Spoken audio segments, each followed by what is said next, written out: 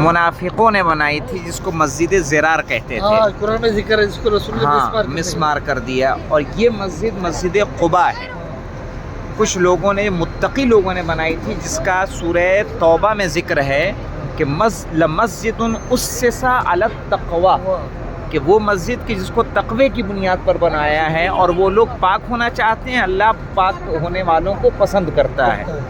तो यहाँ के लोगों ने जब मस्जिद की इजाज़त चाही, रसूल ने इजाज़त दी और कुरान में इसका ज़िक्र आया, तो इसके लिए फ़जीलत आई। ख़ुद रसूल इस्लाम यहाँ तशरीफ़ लाते थे।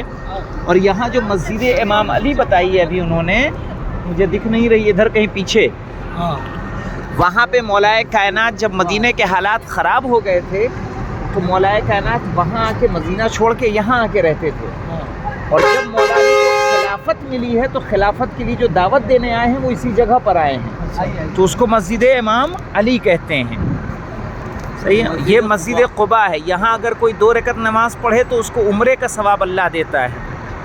तो इंशाअल्लाह हम लोग यहाँ नमाज़ पढ़ेंगे और मस्जिद इमाम अली को भी देखेंगे। अगर दिखती है तो फिर उसकी भी ज़ियारत करवाने की कोशिश की जाएगी।